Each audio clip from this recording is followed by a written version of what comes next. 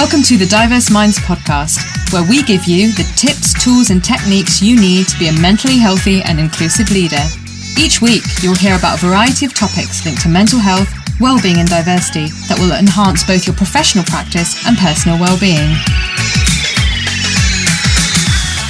Welcome to the 20th episode of the Diverse Minds podcast, and I'm really excited to introduce you to my next guest, Sarah-Daisy Burnard. Sarah is a 43-year-old mother of four, and really excitedly, she's got another one on the way. Sarah grew up in Oxford, and she has a Mauritian mother and English Jewish father. Sarah says she's always felt a little outside of the usual, typical ways of doing things, but simultaneously admits to a love of the old ways, as in thousands of years ago, when we last had a matriarchal society. Yes, and I'm totally with you there, Sarah. She is an aspiring dancer and singer, and as a feminist, believes in equality and fair representation for all. She also believes in love, kindness, dancing and gardening. So Sarah, welcome to the show. Hello, it's very good to be here. So thank you so much for being with us today. Would you like to tell our listeners a little bit more about yourself and what you do? Well, I think you've covered the basics there. At the moment, I'm gestating this new baby. Also studying to teach dance, and hopefully I will be starting my own dance classes in the future. That's certainly the plan. I have a podcast called Shake the Tree, on which my friend and I discuss various things and various not important things and various important things, I suppose I should say. Apart from that, you've kind of covered it all, I think. Yes. Happily married, mother of four. Which is completely amazing. I can't even think about having one child, let alone four. And you've got another one on the way, which is completely amazing. I should say one of them has moved out. She is living pretty independently, so it's the other three and plus one, I suppose, will be the challenge.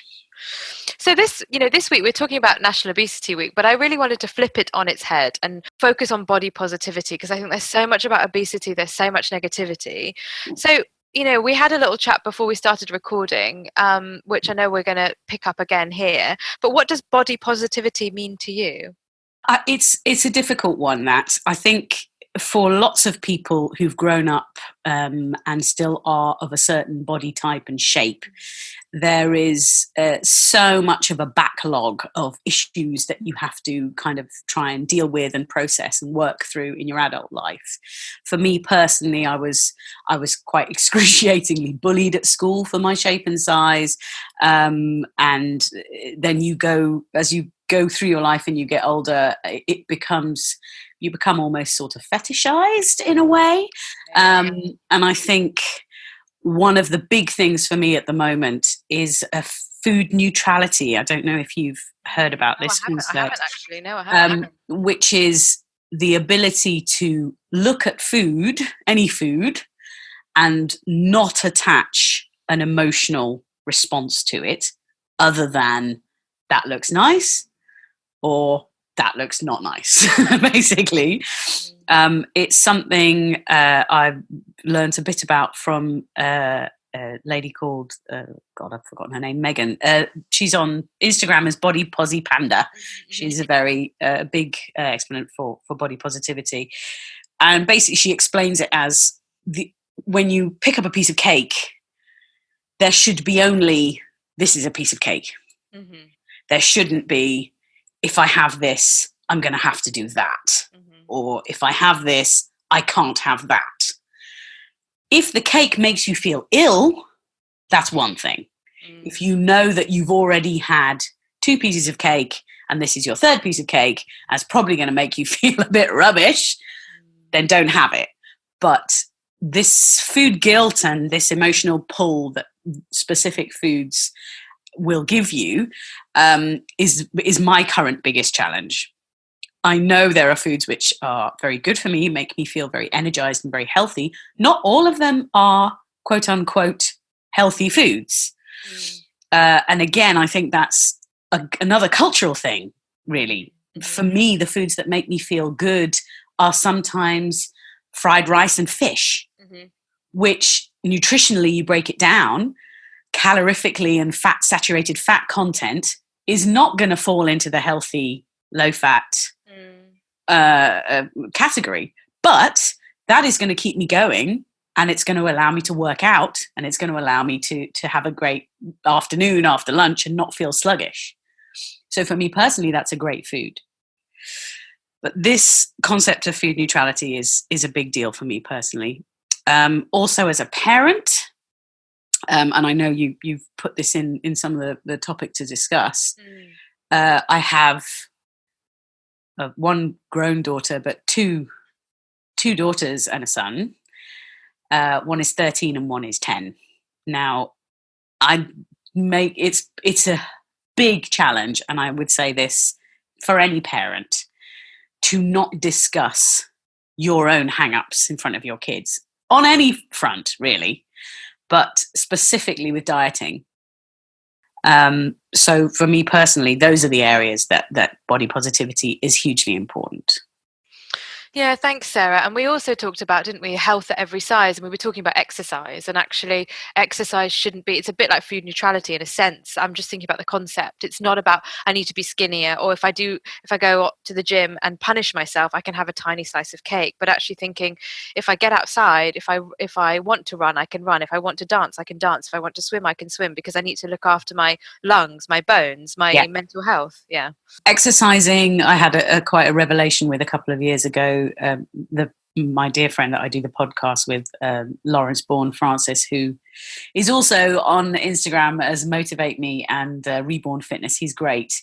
It was a real revelation just to see how strong I was, how capable I was of lifting weights and doing exercises that never really occurred to me. And I had this discussion with a female friend of mine recently. When you are at school, certainly when we were at school, doing weight training was not something that girls were introduced to. It was never really suggested as a good thing for us. It wasn't said it was a bad thing, but it just wasn't put on the table. And now research is showing that actually for health and fitness and heart and bone health, which is a huge thing for women, weight training is the best. The absolute best. There is a lot of research as well to do with Alzheimer's and brain deterioration diseases that says dancing, partner dancing, anything you do. So weight training you can do with a partner is really brilliant for the brain.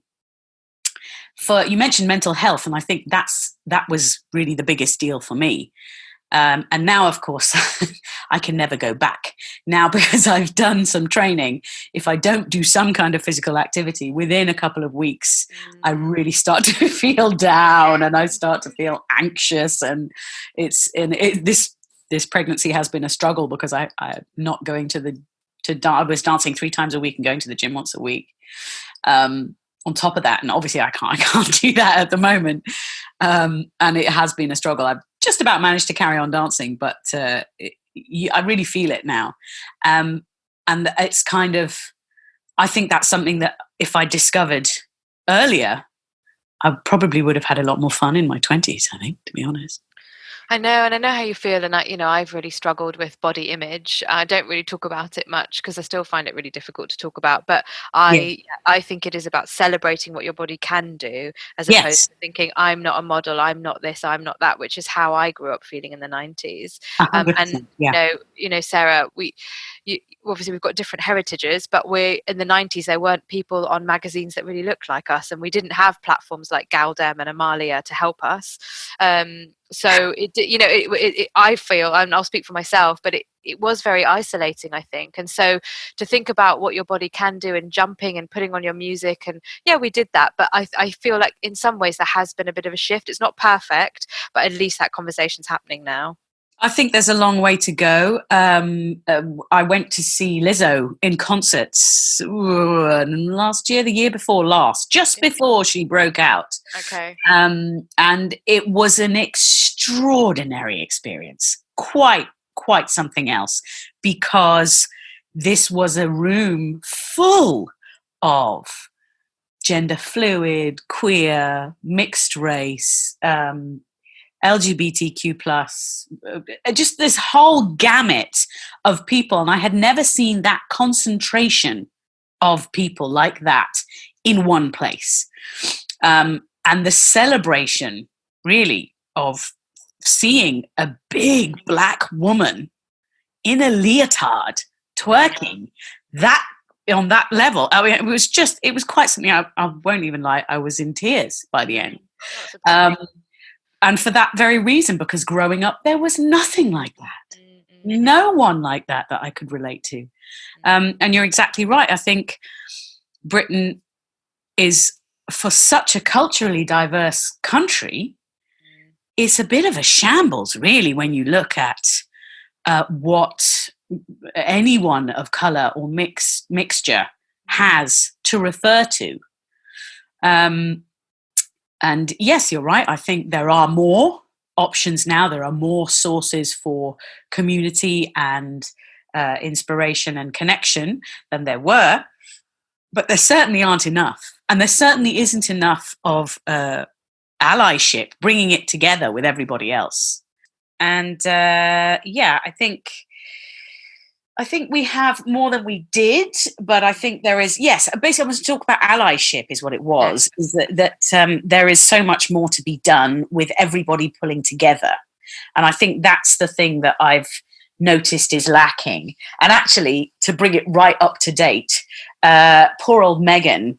Yes. Oh my God. And what I find the most amazing is the just complete denial and complete refusal to acknowledge that this woman has been forced to run away.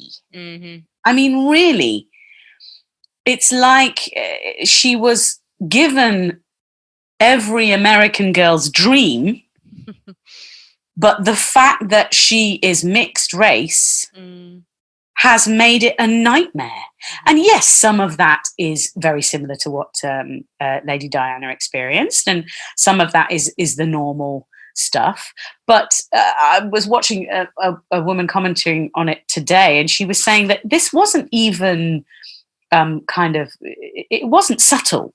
No, a lot of the way they talk about the media has spoken about her is overtly racist, and I think that's not a problem that's going away. And certainly with current political climates and the way things have built up over the last decade under our current government have really not helped, and that trickles all the way down to our daughters and our sons and our children, and they're watching all of that. And I think this body positivity movement, matched up with the cultural issues, is a big thing, and it's painted to be small, and I don't think it is. There is I don't know if you've heard of a gender fluid poet and activist called Alok Menon. No, I haven't. Or Alok, I think it's Alok Menon. He's of Indian descent, but second generation, living in America. He's an American guy. And he does some interesting book reviews and very interesting fashion photo shoots and a lot of fascinating stuff. I do apologize. They did an interesting review recently of a book by an academic called Sabrina Strings, an American academic, called Fearing the Black Body, The Racial Origins of Fat Phobia. It's a very fascinating book. And I've got a little quote, if that's okay, from his review. And it is as follows. This book shows how ideas of beauty have always been used to justify systems of oppression. Racism and transphobia, and personally I would also add sexism and misogyny into there, perpetrate the false idea that there is only one way to be beautiful. And anyone who is unable to fit that way is made to feel as if it is their individual fault, not actually because they are denied power.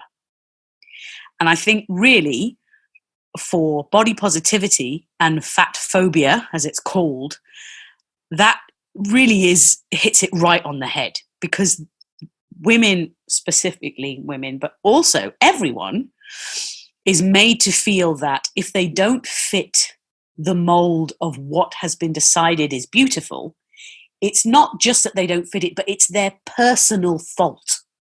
They are failing to do something. And that's why it's so damaging. And that's why we have skyrocketing levels of mental health issues amongst children of 12 and 13. That's why we have children hurting themselves and endangering themselves as young as 6, 7, 8. Because they are made to feel that they're personally at fault. And I think that really has to shift. Definitely. And even those who are, in the eyes of the Western kind of media, beautiful, those people are also suffering. Those people are also keeping up on a treadmill, thinking they're not good enough. So no one's benefiting from the system. No, I completely agree. And this is the other fascinating thing, is that when you ask people who, in my view, perfectly fit the mold, and I've worked with quite a few young people over the last few years, young women in their late teens and early 20s who have beautiful, perfect model figures and skin and hair and everything is perfect. They are deeply struggling with deep levels of anxiety and neuroses. There we go. There we go. Pregnancy brain, I'm afraid. There's really a really self-harming and suicide level, and these are no one is, as you say, no one is succeeding to hit that standard. So it's no one is winning, and I think that's a big deal. And the other thing that I think is important is, and there are jokes about this, but honestly, if you want to control a people, make them starve themselves. If you want to keep people down, keep them hungry. Keep them focused on something that really doesn't matter. And then they don't notice how much they could be doing and how they could be changing things. And that's why things like body positivity and discrimination of these kind, transphobia and all of these things, it stops us from realizing just how much power we have. And this is what Alok is saying here. Is that we're being denied that power. We have it, we can use it, we could use it, but we're being distracted and we're being somehow made to believe that we don't have it. And I think that's, on a deeper level, what needs to change as well. Yeah, and there's a book, actually, it's fiction, but it's not really fiction, called Nervous Conditions, and it's based in Zimbabwe by a Zimbabwean writer, Tsitsi Mbeki. Wow. And I'll put it in the show notes because I don't want to spoil it for people, but in essence, it captures everything that you've just said through different characters, actually, and not necessarily. Yeah, so I won't say more, but yes, that's exactly what that book's about: starvation of people and starvation individuals who are in a position where they feel that starvation is the only choice for them to make themselves look more beautiful. Yes, it's fascinating, isn't it? And I know that lots of feminist writers have talked a lot about how diet culture is the ultimate weapon that keeps women oppressed and in a position of weakness, because they're literally weak physically. They can't, they're not hungry all the time. Yeah. I did want to say a bit more about parenting. Go for it. And raising children in a way that allows for a more body positive state of mind. I think, although it's always dangerous to give advice on parenting, I do feel very strongly that as parents, we should never discuss in front of our children our perceived need to diet or gain weight. Either is dangerous. And also, really, just discussing your body in terms of weight gain and weight loss at all, I think, is dangerous. I think it's a big thing, and it's a huge shift for our generation, for my mother's generation. It's such a big mental shift. But children need to learn, and they need to have a really, really good understanding of the fact that their self-worth is in no way dependent on their body shape or size. health and feeling good, not looking a certain way, but feeling healthy and energized really should be the only realms with which we're discussing nutrition and exercise. Mm-hmm.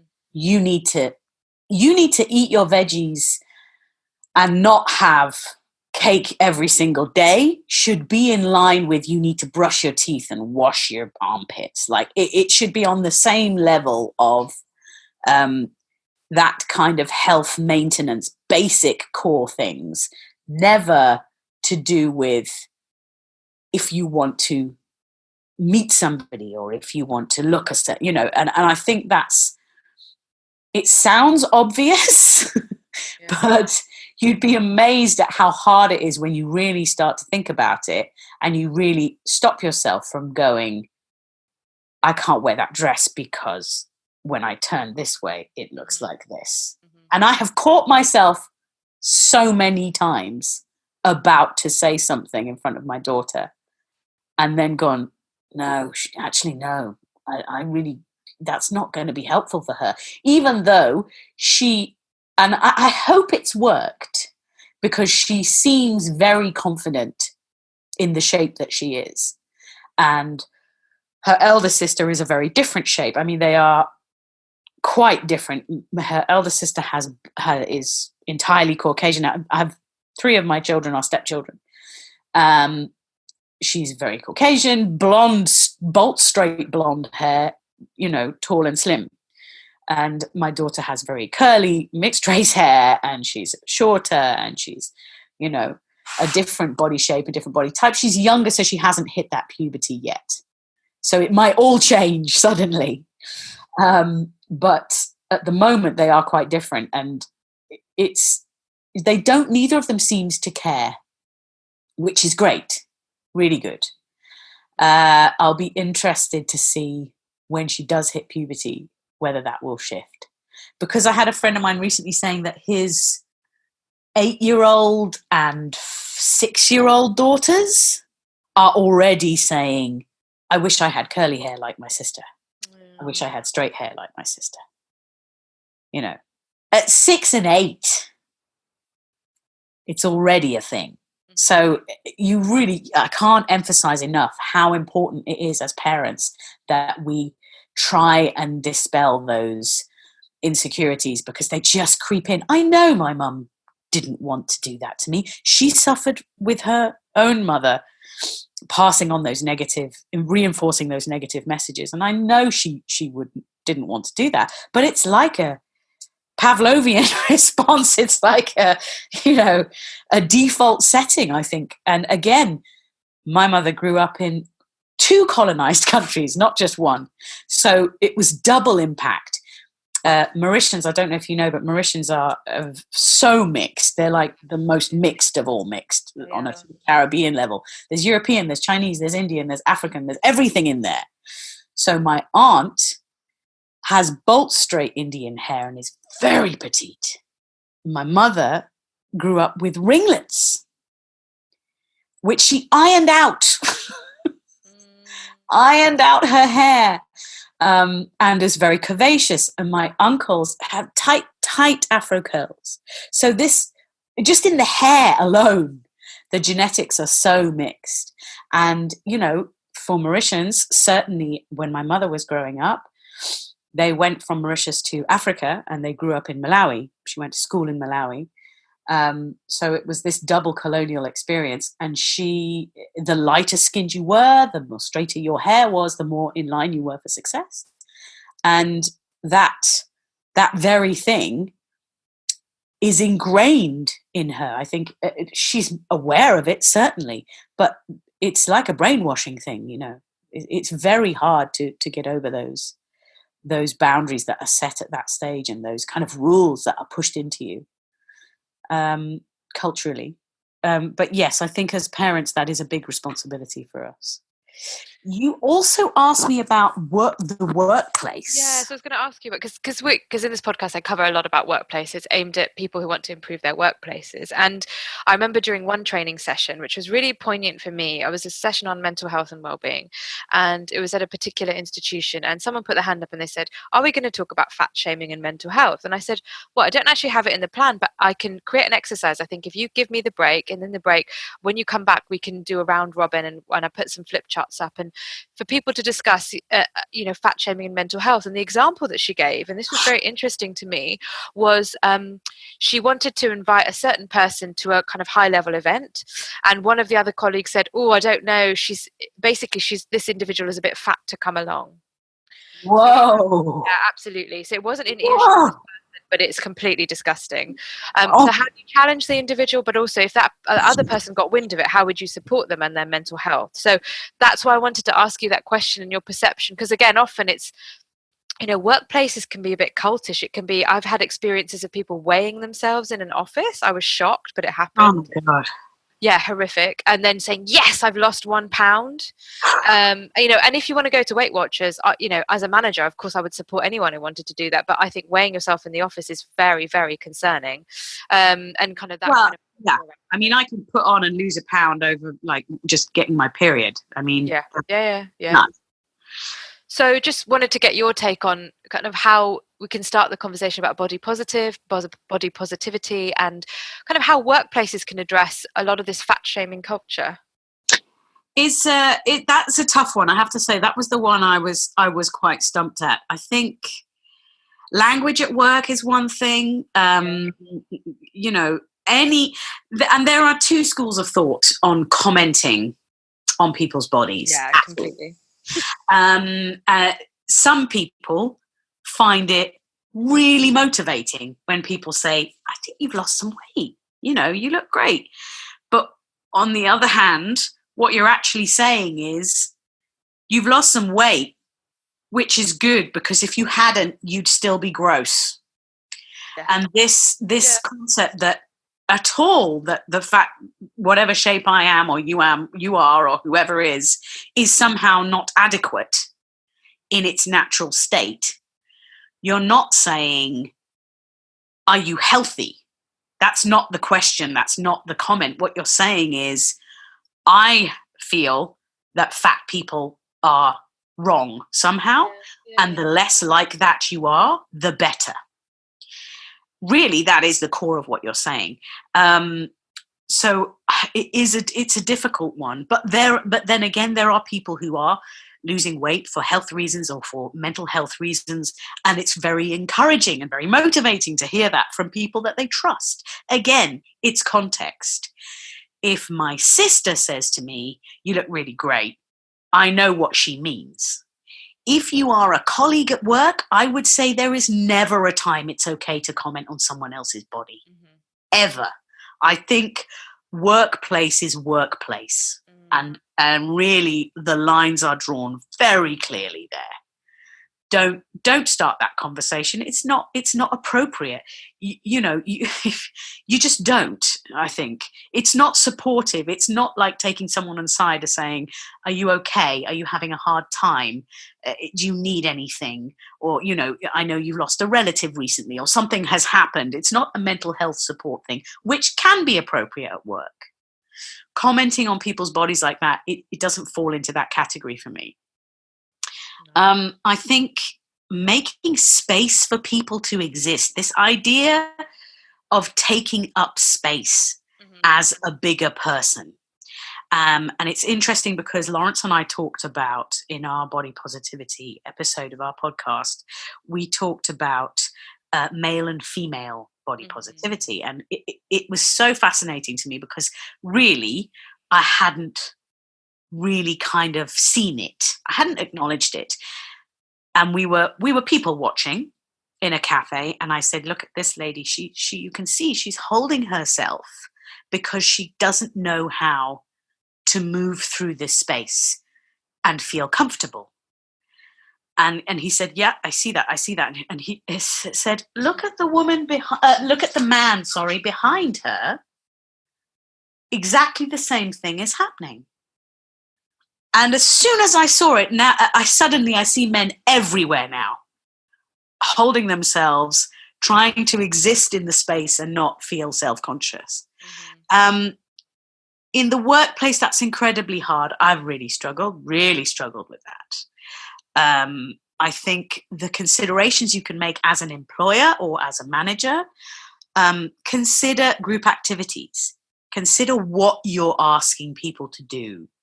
And when I say group activities, I mean everything from like lunchtime staff room to like team building time away. How is that going to make people feel? Also, that's so fascinating, and also utterly horrific that this story you have of somebody saying, we probably shouldn't take that person because they are this shape and size. And we don't want them to be seen in front of senior people. I mean, what? That, yeah. What is that? What is that? And I think it's so... there's so many things wrong with that. But also, maybe that's the best thing, is to have proper representation. I mean, we're not by nature, I think, in this country, naturally thin. I don't know what the statistics are, but certainly the health service would have us believe that there are a lot of, most of us are bigger than size 8, 6, 8, 10. So that's normal. Then surely that means we're normal and typical, and that would make it fine.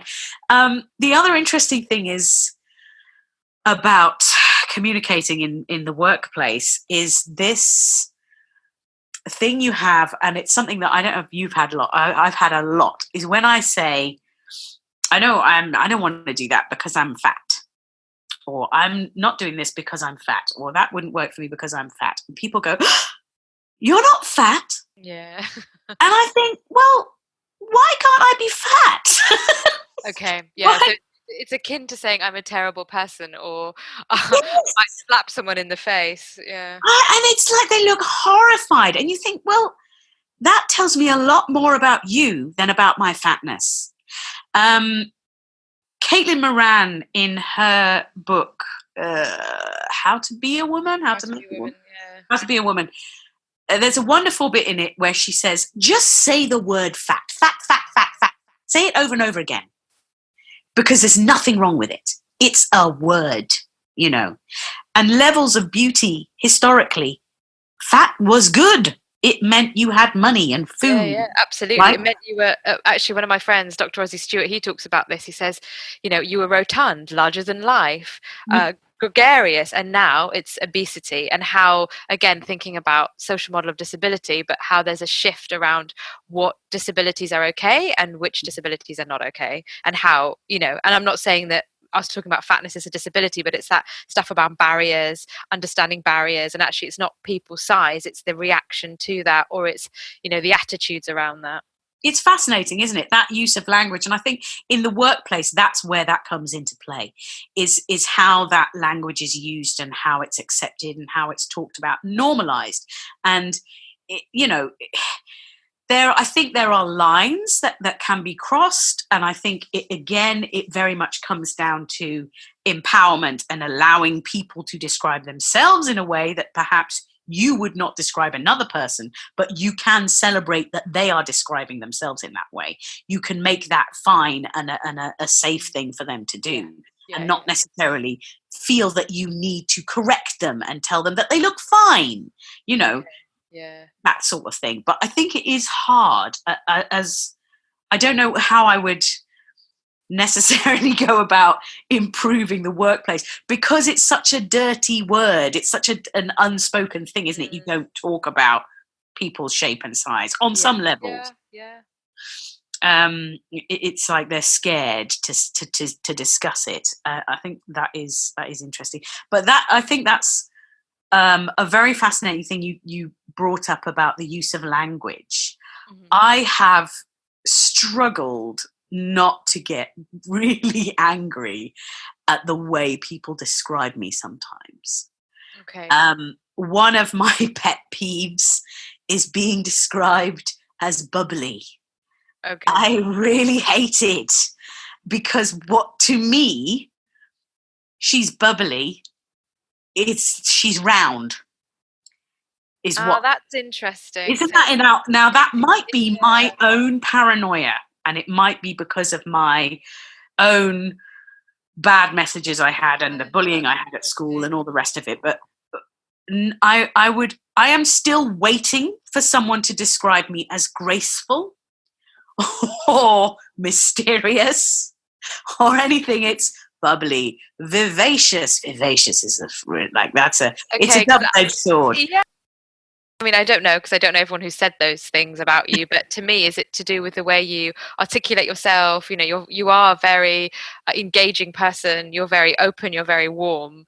But obviously, it's how you perceive that. So I'm not saying that you should accept it. I'm just want to explore. That's interesting for me. It's fascinating, isn't it? And I think a lot of it is down to your own personal receptors and what you're thinking. And I do try and again be neutral about it, but it's happened so many times, and of those times it's almost always a man who's saying it.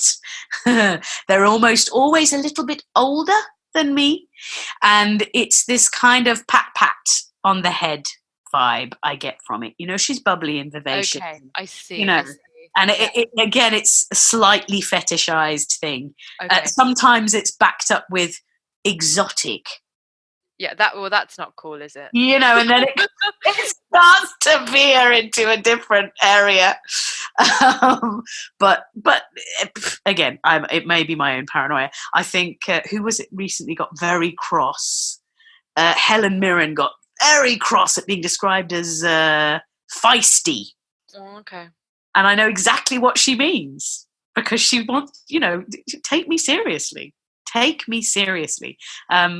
And that again, in the workplace, that's another one. I think that how you describe people when you're trying not to say, okay, yeah, she's big, you know?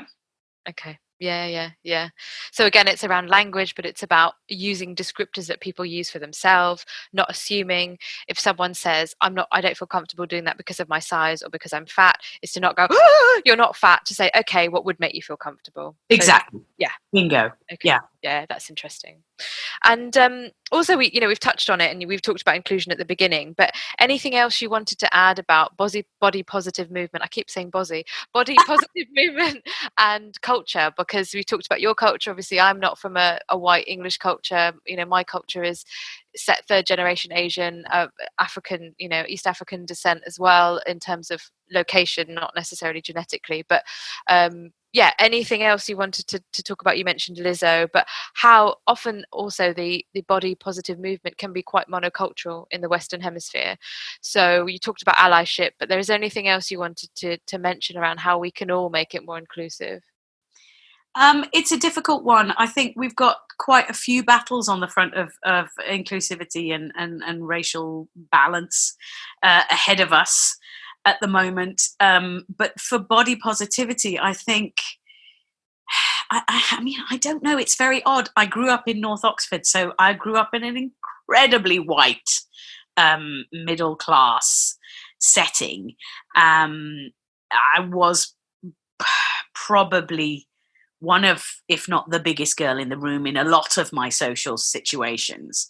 And I was certainly the biggest, brownest girl in the room in most of those situations. So I don't think I've ever felt that I had a real understanding of how body positivity works in more ethnic cultures. There was no Mauritian community when I grew up. So I don't know. I would imagine it's as bad in that culture as it is in non dark skinned cultures. I would say the place where I felt that there was more acceptance was probably when I was living in London and I had some Afro-Caribbean and West Indian friends. Mm-hmm. That was social gatherings there. It was normal for there to be a lot of different sizes. Yeah. And And that felt a much more relaxed attitude to those things. I think, if anything, it probably swung the other way, in as if you were too slim. That would be commented on more, Okay. which is no better, but it's interesting that within other cultures you have that swing the other way. And in fact, I was speaking to a Latina friend of mine, Mexican friend of mine, and she was saying that if you were straight up, straight down, it was almost free reign. People could say whatever they liked about how skinny you were when she was growing up. Central South America, she was like, that was common. If you didn't have a bum that stuck out, people were allowed to comment on the fact that you didn't have one. So I don't know. It's how to get that, because we are becoming so much more of a mixed race nation now. Right, so how to kind of include those conversations and acknowledge that those differences the edges are becoming very blurred. There's going to be a whole different kind of body shape coming up over the next 50 years, if the earth lasts that long, of course. Yeah, before we get obliterated from the planet. Right. In which case, never mind. But yes, it's. I think a lot of these movements, feminism, body positivity, equality in all the different ways to love and be a human being. There are lots of issues with intersectionality, I believe they call it, with you have a minority group, and within that minority group, they don't want to share or they don't want to include other people. I sometimes wonder if those seeds of dissent are sown in order to distract from the end goal. A good example of this was recently somebody said they've re-recorded this Christmas song because it was a bit, it was not about consent. This was an old song, and they've done a feminist. Yes, they have. Baby, It's Cold Outside. There you go. John Legend, and I can't remember. Yeah. And I thought, you know what? I like that song. I've got a version of Dean Martin singing it. I love Dean Martin. It's never bothered me. But if you do that, great. You want to do that? John Legend? Crack on. He's good. Go on. Get on with it. But it felt like, sometimes the media and the zeitgeist love that. And they grab a hold of it and they go, this is why all of this stuff is irrelevant. Because you're taking this thing and it's totally, it's pointless. You're ruining Christmas. You're doing this, you're doing that. And I just feel like, okay, I don't really care. Can we get back to equal pay? Can we just rein that in, John Legend, in your giant house with your supermodel girlfriend hanging out with Kanye? Great. But could we first have equal pay? Can we make sure that single mothers in Baltimore have housing for their children and legal representation? Can we perhaps focus on women being in charge of their own internal organs legally across the world? And it just feels like a lot of those intersectional and small battles are very much a distraction from the big ones. Some of them are big, I get it. It feeds into other stuff. But when things are blown up like that, I find it incredibly frustrating that is blown up. But other things which are really important, such as a woman's right to abortion in America and FGM and all these other things are downplayed. So I think those are some of the battles, monocultural and cross-culturally, that we have to look at the bigger picture, and we have to think about those bigger battles more. I think if we join together on those things, that would really make a difference. Yeah, I totally agree. And the things that get picked up on And then often they get picked up on when it's crisis point, and lots of people have been through incredible suffering, and it didn't have to be like that from the outset. Absolutely. Yeah. Too little, too late, or too big a deal, too late, or whatever it is. Yeah. I think that is a big deal. And we are so cross-cultural, multicultural now in the West. You know, we can pick and choose so much. It's time that we acknowledged the gifts of all these cultures. One of the things, I mean, I was very sad, personally speaking, I was very sad about the recent general election result. Not necessarily 100% surprised, but very sad, was that one of the things I was most excited about in the Labour manifesto was actually including the real history of colonialism in school education. Really getting kids to understand how lucky we are in this country to have access and involvement with all of these incredible cultures.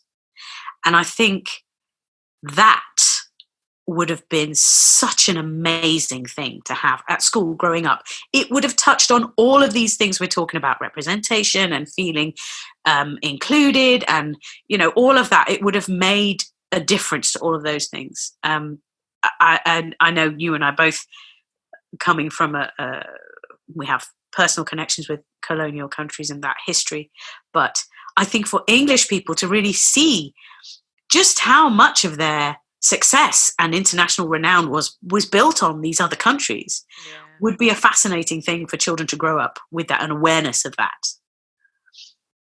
And I think it also destigmatizes different people and people looking different, and I think that does build into body positive as well. Definitely, it has a knock-on effect of all of those things. You know, you can see all of these different cultures that are so enmeshed within England today, within Britain today, and it would make it a much less us and them kind of a thing. And in fact, at the time of colonialisation, it was less of an us and them thing. I think that is something that has gotten worse rather than better.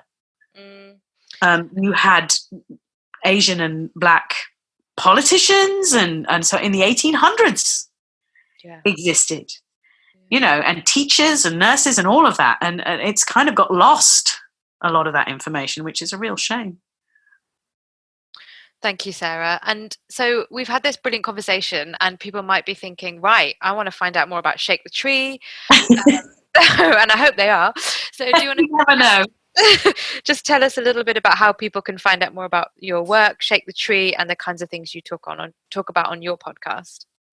Well, we are on the dreaded Facebook. We are on the holy Instagram.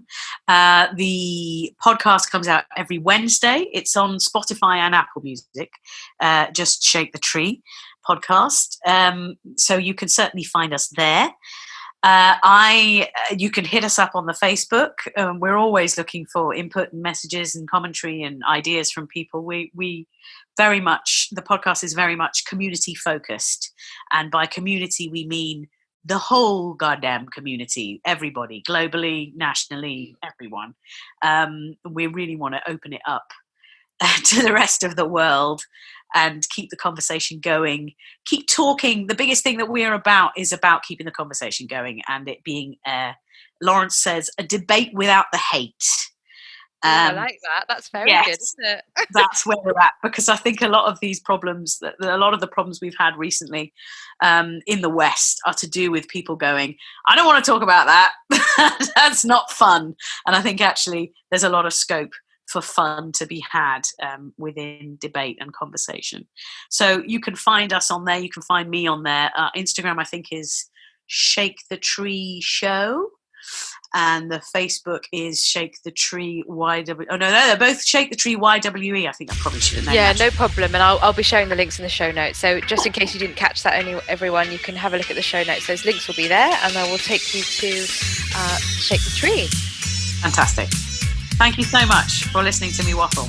No, thank you so much, Sarah. It's been brilliant. And it was quite difficult to find someone who I felt was the right person for the show to talk about body positivity and fat shaming, and kind of flip National Obesity Week on its head. So thank you so much. I'm so grateful, and I know you're really busy, and I wish you all the best with your pregnancy, and really honoured to have you on the show today. Oh, thank you. It's been my absolute pleasure, Layla, and I think it's a wonderful thing that you are also doing. So yes, well done. Keep it up. Thanks a lot, and take care, Sarah, and we'll see you in the next episode. Take care. Bye-bye. Thanks for listening to the Diverse Minds podcast. Don't forget to subscribe on Apple Podcasts, Spotify, or wherever you access your podcasts from. You can also connect with me on Facebook, Twitter, and LinkedIn. Tune into next week's episode of the podcast, where I'll bring you more insights on mental health and inclusion. Bye for now.